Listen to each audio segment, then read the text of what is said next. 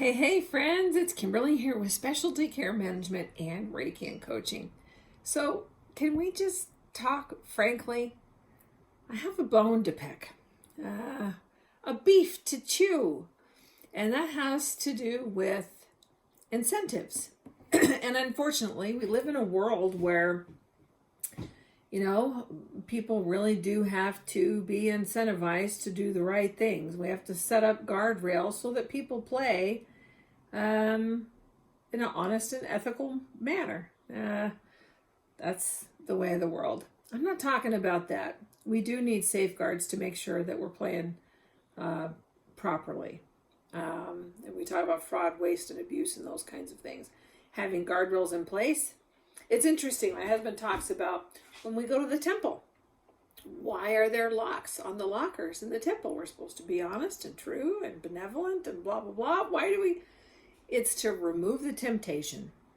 That's the role of incentive, or remove the temptation to steal. And that's really, those guardrails that we put in place in our industry are really to remove any temptation that players might have to behave in an ethical manner. And to do the right thing for patients. We see this play out in dialysis. We've talked about that before. Been the example, peritoneal dialysis is so much better for members.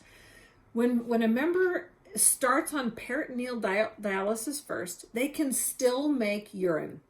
Now, granted, that urine isn't getting rid of toxins like it does for somebody whose kidneys are functioning properly, but it does help with fluid balance. That plays a huge role in terms of heart. The physiology of the heart. The heart gets overloaded, as we see in congestive heart failure. It can't, basically people drown in themselves. And so, being able to help, and for a dialysis member, when we have excess and we can't get rid of extra fluids, that plays a huge role in terms of their hemodynamic stability, their blood pressures. So being able to make urine just to help remove some of the water is a huge benefit. Just one of many benefits of starting on peritoneal dialysis first. Some members can't if they've had a lot of abdominal procedures or they have adhesions or hernias or whatever. They may not be able to start with peritoneal in the first place. But peritoneal dialysis is so much better for people, and it's a fraction of the cost of hemodialysis. And yet, what we've seen for years and years and years, despite this knowledge being commonplace in our industry, we continue to see most folks starting on, to the tune of about 90% of folks start on hemodialysis. So a few years ago, CMS started reimbursing providers significantly more to put people on peritoneal dialysis. Why? Because they needed an incentive to do the right thing, and they know the providers are going to go, in the majority, are going to go where the money is. Yes, it makes me angry, but that's the way of the world, right? That's the role of good incentives. I'm talking about incentives where we think we have to incentivize members to take care of themselves. People aren't stupid.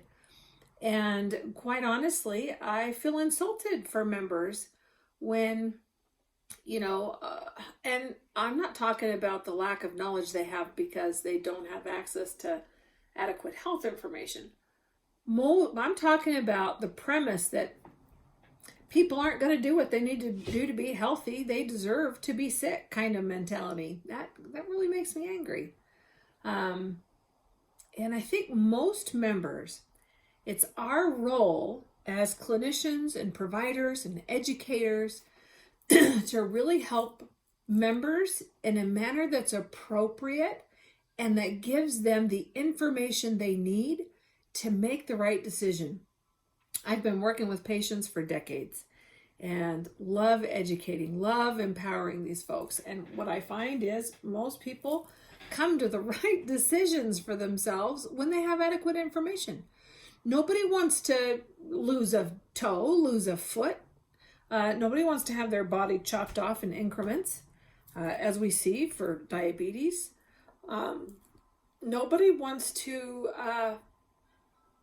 be scraped up off of the bathroom floor naked at 4 a.m. by a bunch of burly, wonderful, and often described by patients as handsome firemen, right? That's not appealing to folks. And I think sometimes in an effort to shield people from full disclosure and giving them full access to the information they need to make a choice, and we want to kind of pussyfoot around where these behaviors are going to take them, it really robs them. It really robs us of the information we need to make a good decision. When you go in to see your surgeon, say you're getting ready for a procedure, the surgeon has to, he is obligated to provide you with all the information, everything that could happen to you, even if it's remote. He's held to that standard so that you can make the proper decision for yourself. Members are no different. When you have a quality wellness program, a quality specialty care management program, a quality cancer management program, the reason why we see high engagement rates is because we're reaching those members in a manner that's meaningful to them. As a nurse, I can pretty much size up, I've been doing this a long time, and I can size up what a member needs. I can come to, a handful of care plans for these members based on my assessment and the review of their medical history. But it doesn't matter unless I tie that to what's significant for them, right? Their life isn't mine. It would be presumptuous for me to crawl in their head and tell them how to live their life. It's respectful, and it's my duty as a clinician to really assess the situation, give back the information in a manner that's meaningful and understandable to the patient, to the member, so that they can decide for themselves, where do they want to be? What do they want to get out of this time that we have to work together? What do they want out of that? And I'm going to frame the education that I have for them and give them the information that they can truly make those decisions and be empowered to live their best lives. And isn't that what we all want? Nobody wants to be fat, tired, sick, lazy, broke. Nobody wants that. Nobody wants to be debilitated. Nobody wants to die in a hospital. Nobody wants to be left incapacitated. People want to be able to live life on their terms and enjoy their relationships. People want to find peace. People want to feel comfortable in their skin. People don't want to suffer, and they don't want to hurt, right? So being able to frame what the education we have and what we see as clinicians, being able to frame that and give that back to that in its wholeness in a manner that's appropriate and meaningful for the member is a key part in obtaining high engagement rates without having, it's ludicrous to me. To incentivize a patient monetarily, to incentivize a patient to participate in a gift of a program, to me that's like going up to if I went up to my child and said, hey, I'll give you $10 not to slam your finger in the door. Right? It makes no sense. Right? But being able to offer a program like our Health Reach 360 program, our CKD management program, and I'm not saying that we don't institute these programs with incentives based on participation. We certainly can. But I want to be clear that these programs that we have are a huge gift to these members. They have the potential and the power to totally enrich their lives.